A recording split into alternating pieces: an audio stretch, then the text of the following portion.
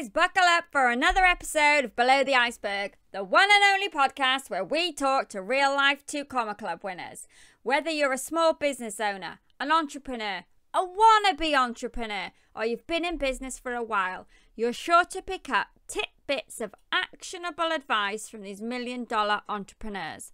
Now, if you're new around here and you don't know what a 2 Comma Club winner is, it is where they have built one funnel inside the ClickFunnels software and sold $1 million just through that one funnel, which is a fantastic achievement in itself.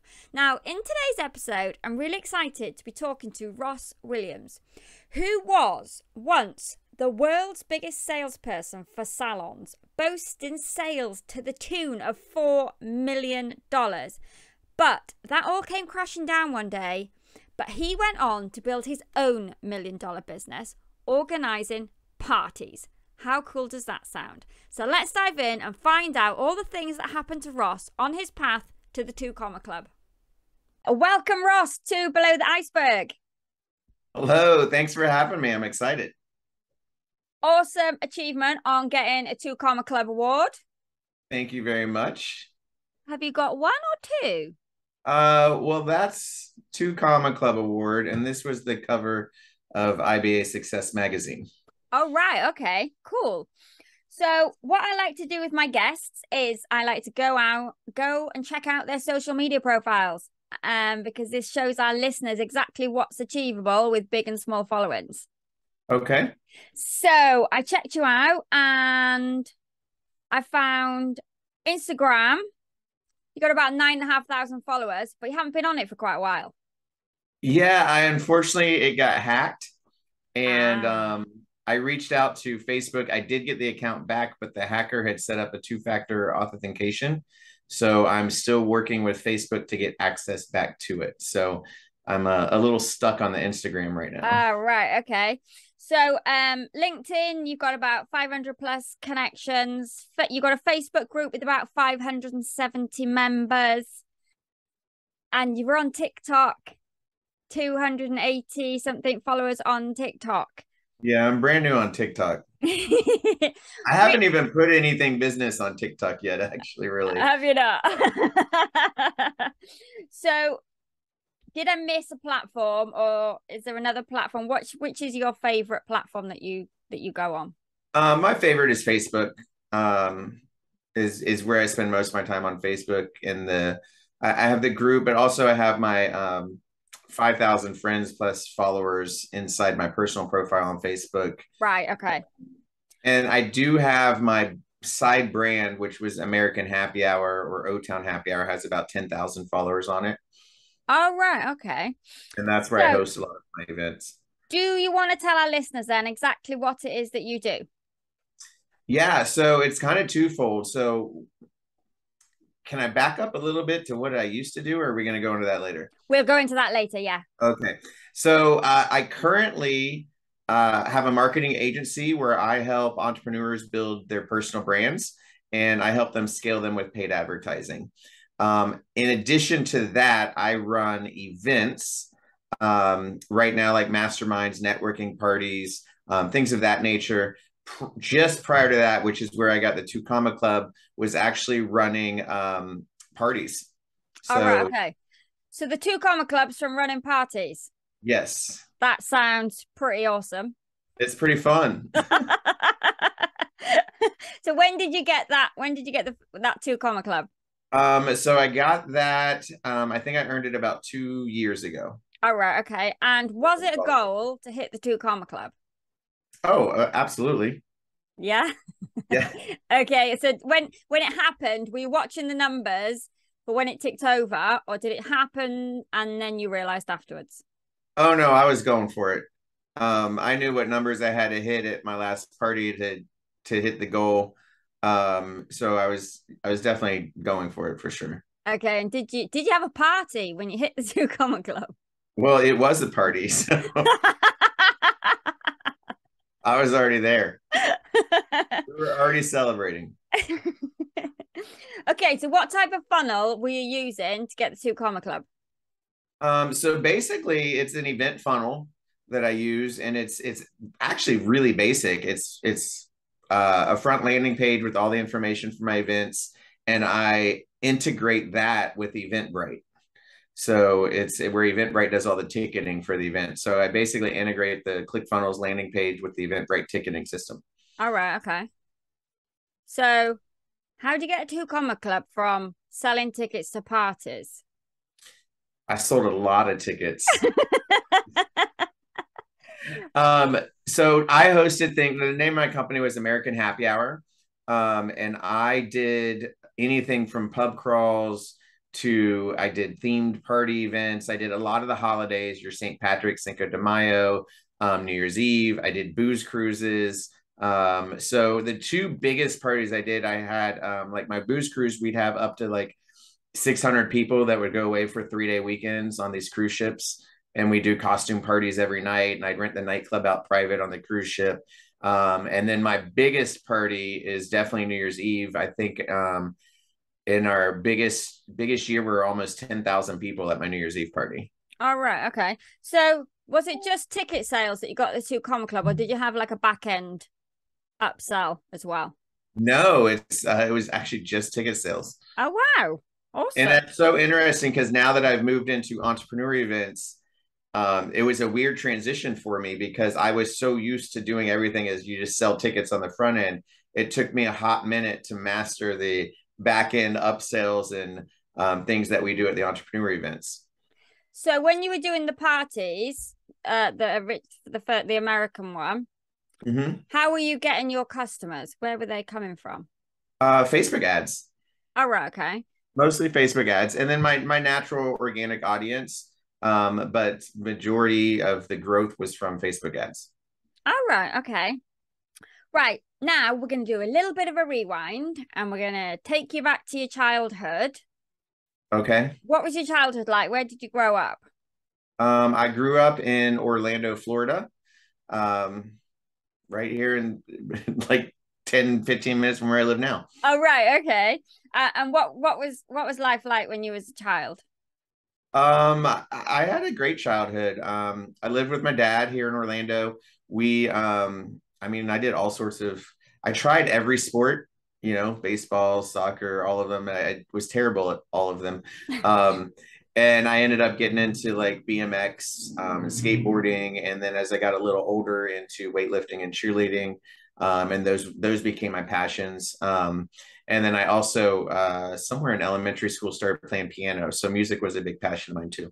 All right. Okay. And what was the dream? What did you want to be when you grew up? I definitely wanted to be a rock star. Like, Did you? there was no doubt I was going to be a rock star. So, did you go to college? I did. Yeah. And what did you do there? I went to Florida State University in Tallahassee, Florida. So it's about the furthest away I got from Orlando. It's a little 4-hour drive. And I double majored in finance and real estate in the business school. Once I finally landed on that, I shifted my major from music originally, which I never even started. I changed that to fitness, nutrition and fitness. And then after my first year, I switched to business, and then that's where I stayed. All right. Okay. So what made you switch? I think once I realized that it's kind of funny. If you back up to my childhood again, I was always watching all the infomercials and all those things late at night. And I'd even buy those $47 packages of how to, whether it was real estate or, making money with classified ads or whatever these things were, I'd always buy them. And then I'd also, every Saturday I'd watch all these fitness shows from like 6 a.m. till like noon. I'd watch them all. My dad used to yell at me. He's like, get up and do the exercises with them. And I just wanted to like learn and study what they were doing. So it kind of dawned on me somewhere in my, first year of college that I didn't want to be the personal trainer. I wanted to be the guy hosting the infomercials with the new products for the fitness. So even though I never ended up going into the fitness niche, that's when it dawned on me that it wasn't the personal training or the nutritionist aspect I loved about that so much. It was that infomercial and that show and that experiencing the new product was really where my passion was. And that's when I knew like business was the direction I really wanted to go. All right. Okay. So what happened then when you left college?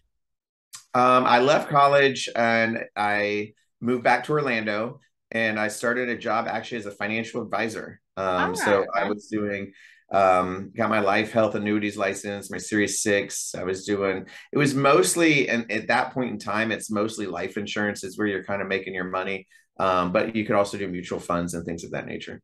So were you visiting people in their homes doing that? Yes, I would go to their homes, visit them face to face, sit at their dining room tables with their presentations, sometimes in their offices.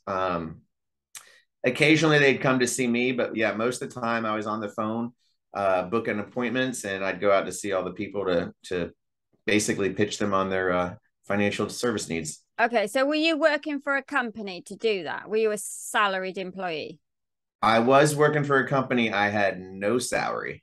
I worked on 100% commissions, and in fact, I had to pay like $1 per fax and 10 cents per copy, and I had to pay 200 or 300 bucks a month for my cubicle. So Oh, wow. it was weird. It was that middle transition where you're kind of an employee, but you're also a 1099 um, independent. So it's kind of like a gray area, but I was an employee of them. All right. Okay. So how long did you do that for? I did that for about 2 years. All right. Okay. And did you enjoy it? Um, what's crazy is I liked working with the clients, but I hated the rest of the job. And at that point in time, I was 22 years old. Nobody's handing, $1 million plus in assets over to a 22-year-old to manage. Like so it was just, even if my presentation skills were on point, they wanted the guy that was 40, 50 years old, not the guy that was 22 years old. Right. So it really was a struggle if you didn't have like a natural network to go into that. But I love doing the presentations and putting all that together. I hated doing, back then we didn't really, the internet wasn't what it is today. Yeah. I mean, we had the internet, but it wasn't. I don't think we did not have Facebook at the time. So it's completely different. So we literally had this book of local businesses that we'd open up and we'd just call them, like Yeah. randomly sit on the phone and call them and try to book appointments. So that part of it I hated. Um, So you had to find but all your own appointments.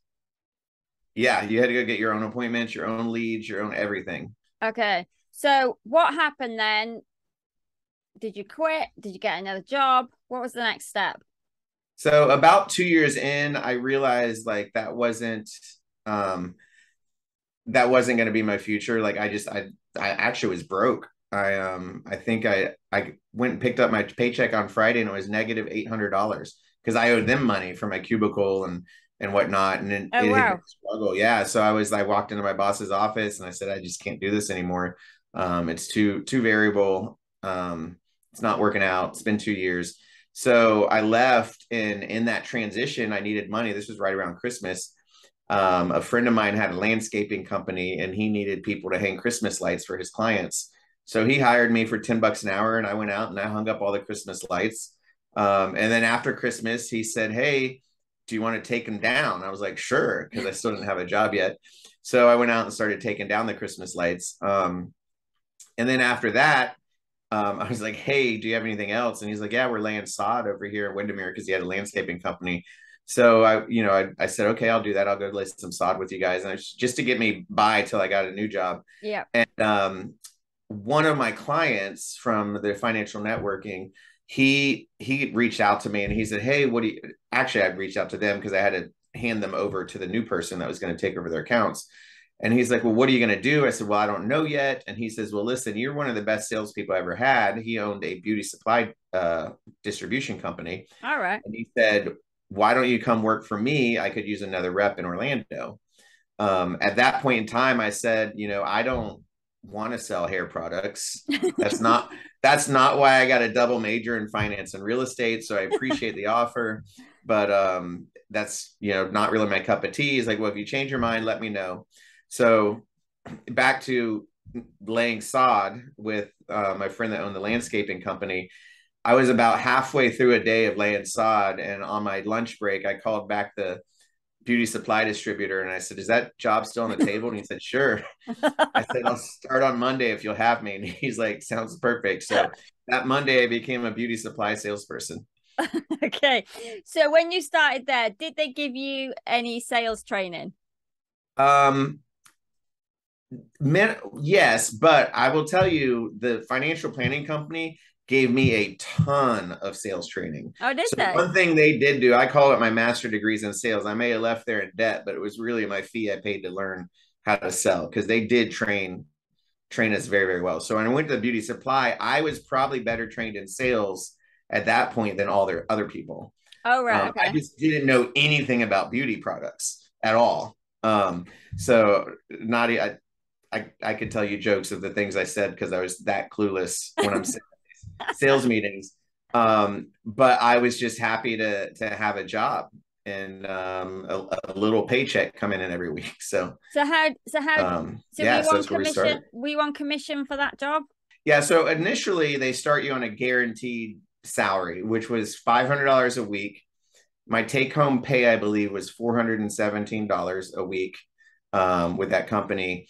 And once you hit a certain level of sales, they switch you from your guaranteed to commissions, and then you go to 10% commission after that. Oh, right. Okay. But you do get the base until you build your territory up. And it took me probably about 6 months to build it up and start making commissions. All right. Mhm. Okay. Were you traveling around to salons selling your products, or did you have Yeah, so appointments or? it's crazy. So it was face-to-face sales. We didn't even have a company website. So my market was the Orlando market, Orange and Seminole County, and I literally drove and visited anywhere from 15 to 20 salons every day, poking my head in there, trying to set appointments with them, trying to sell them products. And that's how we started. And it was interesting because when I first started, they would sometimes put reps in your cars from the companies that we sold for. So we had the national rep from one of our companies that was scheduled to ride with me. And so I didn't know anything, but I knew how to go get appointments. So I knew he was going to be with me the following Wednesday. So I went out there and I just went to every salon I could. I was asking for appointments, appointments, appointments, and I filled the calendar solid. Um, Turned out the day before he canceled because he said, well, Ross is brand new. He probably doesn't have anything for me. So I don't want to like fly in from California so we'll just reschedule him for a couple months down the road. And when my manager told me that, I was like, I have 12 appointments booked for him. And she was like, how did you do that? Um, so my manager ended up coming in his spot and we sold, we got a bunch of new clients out of the deal. But like I said, I didn't know the first thing about the products, but I knew how to get appointments. And then I knew they could come in and close the deals. But it was pretty cool. Like, but what's funny is all the other salespeople didn't know how to get appointments. So he was used to showing up and nobody having anything for him to do. So it's kind of an interesting twist. All right. Okay. So how long did you do that for? I ended up doing that for 17 years. Whoa, I wasn't expecting that. Yeah. No, I within a year and a half, I hit the $1 million club and I was selling $1 million a year in hair products. Wow. Yeah. And then it wasn't at a certain point in my best year ever, I think I did $4 million in sales, face-to-face sales with no internet, no website, no nothing. And that's only in the Orlando market. That's not even stepping outside. So I through that process, I won the Schwarzkopf International Salesperson of the Year. I was winning vacations every year, traveling the world on these, top rep vacations. I am unofficially probably was the number one shampoo salesman in the world. And I know this because when I went on all the trips, the guy that was closest to me did 2 million and I was at 4 million. So I just don't think there was anyone else that was tapping that. So Um, what was your secret then that they weren't doing? um, I probably have a bunch of secrets. One is but to simplify, it's consistency. So I took my territory and it's in that business, they're used to seeing you about every 2 weeks. So every 2 weeks, most of the clients needed to restock their shelves or restock their back room with their supplies. So, but I would judge it on some of them only need you once a month. Some of them might need you every week. So you got to kind of figure that out. But I took my territory and Monday was my office day. And so then we had 4 days of the rest of the week times two. So 8 days. So I divided my territory into 8 segments, and I would intentionally plan that week 1 Tuesday and week 2 Tuesday were next to each other on the map. So if I needed to an emergency, I could scoot over and catch anybody on my route at least once a week if I needed to, the way I divided my territory up. So by doing that, I just basically, and if clients called, I ran the route. I didn't let the clients run me. And that's where most of the other reps made a mistake. If a client called them and said, hey, I need you to see you today, they drive all the way across Timbuktu to go see that client. Meanwhile, they're missing out on 8 other clients in 2-3 hours trying to do that. I would tell my client, I'll be on your side of town on Thursday. I can do it then, or we could do it over the phone right now. And they'd go, oh, we can do it over the phone. I'm like, yeah, we can do it right now over the phone. So they got used to seeing me. You know, Ross is going to be here every other Tuesday. And many times I'd walk in and they'd have Post-it notes on every cabinet for what each individual stylist would need. So they did that. And then I got time to hang out with them and build those relationships. And so it was really that consistency. They knew if they were, it wasn't like exact, but Ross will be here Tuesday morning. Ross will be here midday. Ross will be here late afternoon. It was within that 3-hour range, kind of like when you're getting your cable fixed. They knew I was going to show up every Tuesday between 9 and noon, right? Like, so, and like clockwork, I did. So that consistency, they get to know you, you build a relationship, they place the orders with you every week. You become their person. And they just get used to it. And by doing that, me running the route instead of the route running me, I was able to stay organized, consistent, and keep up with everything. So did the company not get you to train the other staff so they could be as good as you? Not really. They'd have me do some presentations and stuff here and there, but not from an essence of what I could have been teaching them. It's like what I just told you, they've never had me break that down. In fact, my boss doesn't even believe I had over 500 accounts at one point. He's like, there's no way you're seeing all these people. And I'm like, I see every one of them. And I see them on a monthly basis, most of them bi-weekly, but he just did not believe me because I never got off route. I stayed on I could hit 15, 20 salons in a day without getting off of the route where nobody else was doing that. So yeah, no, they didn't leverage that side of it. They might have had me help with the presentation on specific products and things like that, but not with the business side of the business. It was more okay. the So what presentation happened then? 17 years in, what happened? 17 years in, I go in, we have a 3-day sales meeting, and this is probably 15 years in, actually. My boss says, hey, Ross, stay after the meeting. I got to talk to you. I think I'm getting a bonus because I just hit numbers that no one's ever done in history. And he says, by the way, you're making too much money. We're going to cut your commissions from 10% to 5%. What? Here's your list of clients. And he literally printed them out from my biggest client and my smallest client, drew a line down the middle and said, all these little ones are going to the new girl. So I gave all my little clients to the new girl, which was the worst way to divide a territory ever, because now me and her are both going to be inefficient. And then he said I was no longer allowed to get new clients. So I was like, wait, not only can I not get new clients, you just took all my little ones away, so I don't have anybody to grow. And then he said I didn't qualify for bonuses anymore because they were too easy for me. What? That's like the So craziest thing I've ever heard. it is crazy. In about a 5-minute conversation, my income was cut in half and my room for growth was about 0. What the hell? Yeah. How did they? That does not make sense at all. It makes no sense, as I was working on 100% commission, paid for my own car, my own cell phone, all that jazz. But I did find out, because at first I'm like, this is crazy. And when I started telling the story, it happens to so many people. Is it? So many companies do this to their top salespeople.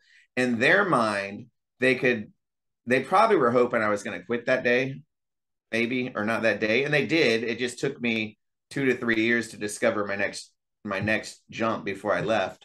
But that was the day I knew I was leaving. Like, that was the day I knew in my head, like, I'm out of here. I just got to figure out what I'm doing. In their brain, if they cut me, they can pay 3 people to take my place. And they believe those 3 people will sell more products than me. But the reality is they don't, because I run a tight territory. They shoot the stuff in the foot there, aren't they? Yeah. So that's one thing they do. The other reason why companies do this, for instance, my manager, I worked on a commission. My manager was bonus off of profit. So by cutting my pay in half, he just increased his profit by 230 grand. So he makes an extra $23,000 bonus to him by cutting my pay in half. Oh, well, that'll be his motivation then. Yeah. So, and then the owner never sees any of this because all they do is look at what's on papers at the end of the day. They don't see all these things that come to fruition and the path of all these things. So what happens is the owner doesn't know there's a problem until it's too late. Where the salesperson know there's a problem 3 to 6 months before there's a problem.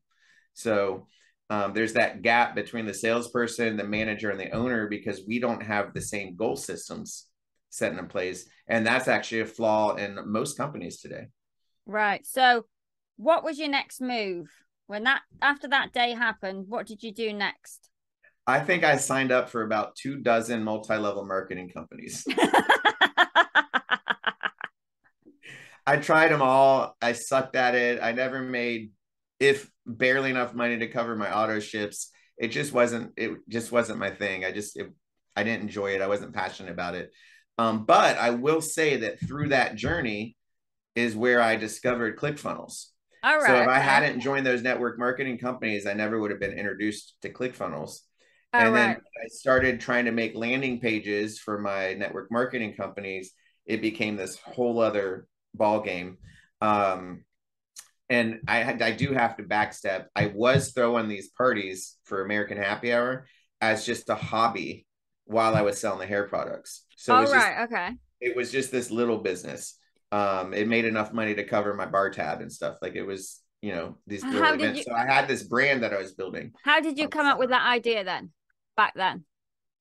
So I threw myself a birthday party. My birthday was on a Sunday, and I was like, wouldn't it be fun if we did like a Sunday brunch crawl? And I went around and negotiated with 4 restaurants to let me and my friends all have one free mimosa or Bloody Mary. And we were going to come in and hang out for an hour and a half and then bounce to the next spot. So I created these little lanyards with my birthday on it, like a flyer. And I made a coupon for each bar. So each lanyard had 4 coupons. I had my roommate at the time work the door. She had a little guest list and she checked everybody in and gave them their lanyard. And they all had their little coupon for each bar that had like the location and the date and the expiration date and what it got them. And so I ran this event. We probably had like 30 people come, and we did this little restaurant hop on a Sunday afternoon. It was a blast. And then that next day, the owner of one of the restaurants called me, and it was a brand new restaurant.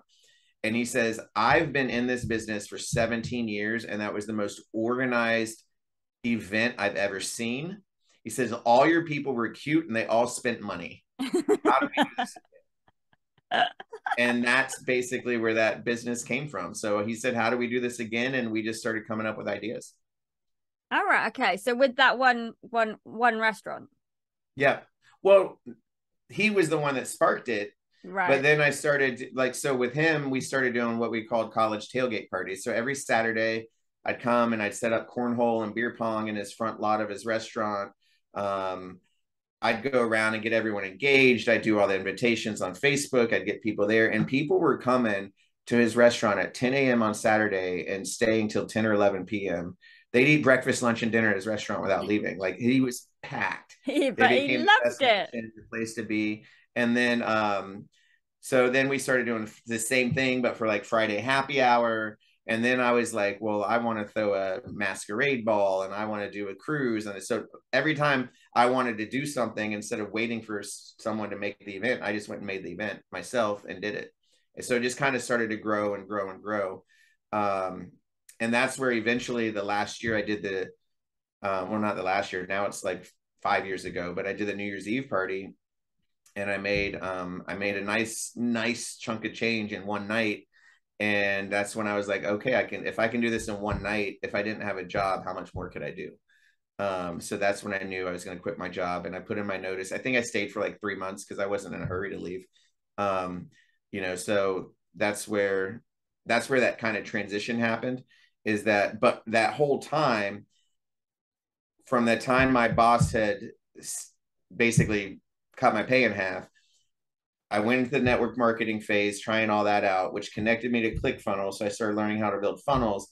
And then I literally used my vacation time to go to Funnel Hacking Live, just meeting people. All right. Okay. And everyone said, "What do you do?" I'm like, "Well, I don't know what I do yet. That's why I'm here. I want to learn what you do so I can find my path." And that was my introduction to everybody. And I met the coolest people. And what I learned was, even though we all had the same goal, we were all going down different roads. And I thought that was so cool. And I was like, so no matter what we want to do, we can all get there. And the community was so friendly and helpful that I made lifelong friends that, with some of them, we hop on the phone every day, and we're almost like we're each other's coaches. So we help each other with whatever problems we're stuck at, because I have experiences they don't have, and they have experiences I don't have. So we can help each other, which is really cool. So through that community, I started to discover things. That's where I saw Dan Henry's ad, and I bought his program, the Facebook ad agency program. I think it was called FAF back in the day, Facebook Ads for Entrepreneurs. All right. And from there, I started running ads for my little events. All right. Okay. And I was able to grow my events. So did you, apart from the Dan Henry, did you buy into any other mentors? Did you have a coach, or was it just that Facebook course? Oh my, I've bought so many courses, honestly. Yeah, no, it wasn't his. That was the first course I bought, but I have dozens. I bought Ryan Stewman's. I think I bought 2 of Ryan Stewman's courses. I bought Billy Jean's courses. I bought, there's literally, I probably have 2 dozen that I bought. I didn't have a one-on-one coach, but I was lucky enough that I had, people like Amanda Dake and Stephanie Sines and Cody Neer and Jeff Miller were great friends of mine. So we all kind of help each other. So it's almost like, our own little personal coaching network. Right. Okay. Such good friends. And then during COVID, Chad Thibodeau actually coached me and helped me to transition, because obviously during COVID, there was no parties. There was not even leaving the house. So he helped me transition into this other space. Okay. So when did you get the 2 Comma Club? Before before COVID? I literally earned it right when that January 1st is when I hit the numbers. And then March 1st, they shut us down the day before my St. Patrick's Day party. Oh, right. Okay. So I won it in January, and I was out of business in March because of COVID. So what did you think then? What went through your mind then? At that moment, I thought it was temporary. I was like, oh, we'll be back. We'll just miss St. Patrick's Day. We'll be back next for Cinco de Mayo, right? And then Cinco missed. Well, that's fine. We'll be back for the cruise in August. And then I had to cancel the cruise. And then I'm like, and it really wasn't until the next New Year's Eve that I was like, shit, I'm out of business. Like, just missed a whole year. Yeah. I was already actively making shifts to do other things. All right. But it wasn't like I was just sitting there doing nothing for the whole year. I was building a new business, but I had still planned on this business kicking back in. And it wasn't until that fall, literally a whole year went by, that I was like, oh my God, I'm out of, my business is out of business. But my new business was taking off like a rocket ship already. So I really didn't miss much of a beat. So how did you decide on the new business? What happened to, apart from COVID, obviously, but how did you decide on what you were going to do? So it kind of decided for me, I think. So this is where Chad was hosting in Arizona these monthly masterminds at his mansion, where he'd have like 10 or 15 people come. So there were small events, but we'd go spend 3-4 days of these masterminds, and each one was on a different topic. And I just kept going. And I think from me just talking to all of them, by the questions I could answer and the ways I could help them, I discovered what skill sets I already had from events, sales, and advertising, that I could use those to help people that are actually open, right? Because restaurants and bars, their doors are closed. Yeah. So, okay, how do I take these skills and move them over here? And And it was actually my buddy, J.R. Rivas, put a post on Facebook that said he was looking for a media buyer. And I didn't respond at first because he was my friend. And I said, but then like 2 days went by and I'm like, you know what? I'm going to respond. And what's funny is he gives specific instructions looking for a rock star media buyer, which is funny. He used the word rock star to me because I always want to be a rock star. So he said, looking for a rock star media buyer, record a 2-minute video as to why you would be good at it and email it to this email address. So 2 days go by, I'm sitting in the coffee shop and I'm like, screw it. I'm going to just do it and send it to him. Even though, I mean, we were really good friends. So it was kind of funny. But so I shoot this video, I email it to him. He called me within like 2 minutes and he's like, oh my God, can you get on a Zoom call with me right now? And by the end of that Zoom call, he was showing me everything he needed to be done. I was like, yeah, I could do it. By the end of that Zoom call, he hired me to be his media buyer and do all this stuff. And it's funny because I almost didn't send that video because we're friends. It felt a little awkward, but he told me I was actually the only person that responded. Oh, is it? Yeah, which was interesting because he's got a huge following. So I thought that was really interesting. But yeah, I was the only person that responded. So he hired me. And once I started getting in there, and he's been in the digital marketing for many years too. He was like, how do you know how to do all this stuff? I'm like, what are you talking about? This is what I do all the time in my events. I'm just moving it over into here. And so it was interesting to see, like, I had this skill set that was sitting in this box that fit perfectly into this box. Right. So that's when I was like, okay. And then another person found out I was doing his stuff. They reached out to me to do theirs, and it kind of just kept steamrolling. And now from doing all that, I discovered all the holes that these people or these coaches were missing and how I could build a system. And I was basically patching these holes one by one. Right. And I'm like, what if instead of patching these holes or building the individual things, we could build the whole thing so it all works together without holes in it. And so that's kind of what I started doing. Okay. So what was the package then that you started offering?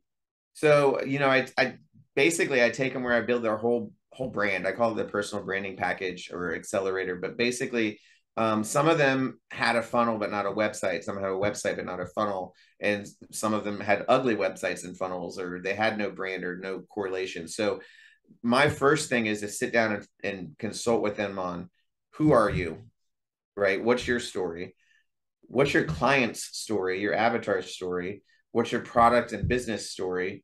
How do all of these tie together?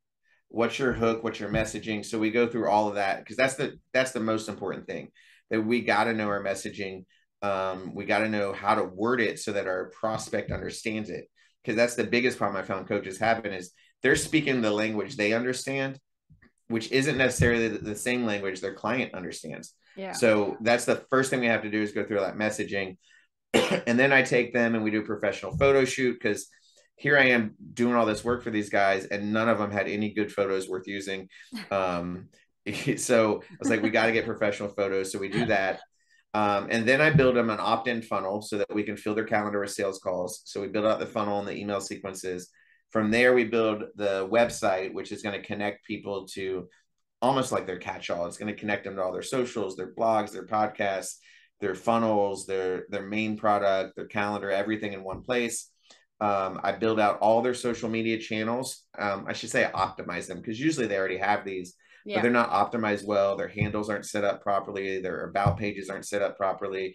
They don't speak to each other. So they're all their channels are saying different things. So we optimize all that, do all their banner graphics, and then I do 4 press releases, which gets them launched out on over 2,000 plus platforms and news outlets that send links back to their page. And now they have credibility, authority, they're organized, they look like they've been in business for 10 years. Everything's cohesive, everything's color matched, everything speaks to each other, and it's in a language that their client understands, and they're able to get more calls and make more sales than ever before. Awesome. Sounds really good. So how do you find your clients? So you've had a lot of referrals. Is it still referrals, or are you running ads for yourself, or? It's mostly referrals, honestly. Whether it's, for me, I go back to the live networking events too. Like, most of the people I work with are people that I've met at a live event. All right. So when I go to masterminds or I speak at masterminds, I get a lot of business that way. And then uh, you kind of just made a light bulb go off in my head. But so yeah, I get a lot of them that way. And then they'll refer me people too. So like, my clients will refer me people. And most of my people, I do work at the live events. However, when I do my live events, I run ads to get people to my live events. Right. And then from there, they get to know me, like me, and they can usually continue to do business with me. All right. Okay. So do you think there's been a time where you've thought about giving up? Oh, yeah, for sure. And what got you through? So when I quit my job, I had, I think, $20,000, $25,000 in the bank. And that was from that last event that I threw. I just put that in and I said, okay, so this will buy me 5 months to figure it out, right? To build this business. So I was comfortable quit my job. I had literally like 5 months is probably a stretch. Maybe it's probably more like 4 months. But if I really pinched the pennies, I was 5 months, I could make it. And I had a second car. I had a sports car and an SUV. Both cars were paid off. Obviously, you need to have one car, but my sports car was my safety net. So I was like, if I go through this 5 months and I don't make it, I'm going to sell my sports car. I have a Cadillac XLR. I'm going to sell that and start looking for a job. So the Cadillac is my safety net that'll put another 20 grand in the bank to buy me 5 more months to find a new job. So that was the whole thing, was if I sold that Cadillac, I failed. Right. But it bought me enough time to go get another job. That was the whole idea. So I can't tell you how many times I almost sold that car. Then I'd get a client for to get me by, or I'd land a little deal to buy me another month, or whatever the case may be. But I almost sold that Cadillac so many times. But I still have it today. So do you? Awesome. That's awesome. Do you have any in your current day now? Do you have any morning routines or affirmations or anything like that you do? Morning routines. It's what's weird is I still am embedded into this 9 to 5 thing. Like I think I have to be working by 9 a.m., even though I don't. But it's my goal. Like I like to think that I'm being I'd rather start at 9 a.m. and if I can finish by noon and go enjoy my afternoon, that'd be fantastic.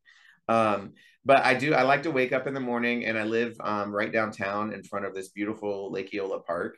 So I like to get up in the morning and walk 3 miles. It's a mile around the lake. So I go out there, I put in my headphones, I do 3 laps around the lake to get some exercise and start my day. So that's really about the only thing I do to start my day. And then once I'm done with that, I just start working. All right. Sometimes I work from home. Sometimes I go to the coffee shop. But that walk around the lake, I love it. It energizes me, it gets me some exercise. I'm out in nature. It's beautiful. And I listen to either, 80s rock, or I'll put on an audiobook while I'm walking. Right. Okay, cool. So what's your focus now for the next 12 months? The next 12 months, I'm actually able to host my entrepreneur cruise again. I just got word back this month that the cruise lines lifted their vaccine mandates and all the real weird rules and stuff. So that is scheduled for January 29th. So I'm really, really excited about that. So my goal is to fill that up with 50 entrepreneurs. We have 50 spots on the cruise. So my goal is to fill that up. And I want to continue to help entrepreneurs build their entire personal brand out and build it out properly and cohesively. And then, so that's my main thing right now is I want to maximize this cruise and then continue focusing on these branding packages for entrepreneurs. Awesome. Okay, I have one last question for you. Okay. If you're going to be an animal for 24 hours, what would you be and why? I was going to be an animal for 24 hours. What would I be and why? Wow. So in my head, I keep visualizing all the big cats. So like the panthers and tigers and lions. But I don't know. I think I'd rather be like an eagle. Yeah. Yeah. So yeah, I want to soar. I want to soar, just enjoy this only 24 hours. So you can just soar and tour the world. just feel what it's like to fly without an engine and and see the whole world from above, like see it all in a snapshot. Cool. Okay, thank you so much for taking time out of your day to chat with me. It's Yes, been thank you. awesome. If anybody's interested who's listening to find out more about you, where can they go and find that out? You can go to rossbwilliams.com. Okay, awesome. Okay, thank you so much, Ross. Yeah, sounds good. Thank you. Thank you for listening. I really hope you enjoyed today's episode. If you did, please take a moment to leave us a 5-star review and subscribe to the podcast on your podcast software. It really helps us rank the podcast and get more listeners. And if you're over on YouTube, please subscribe and hit the bell. Every Friday, 8 a.m. GMT, we release a brand new episode. And until then, have a good one.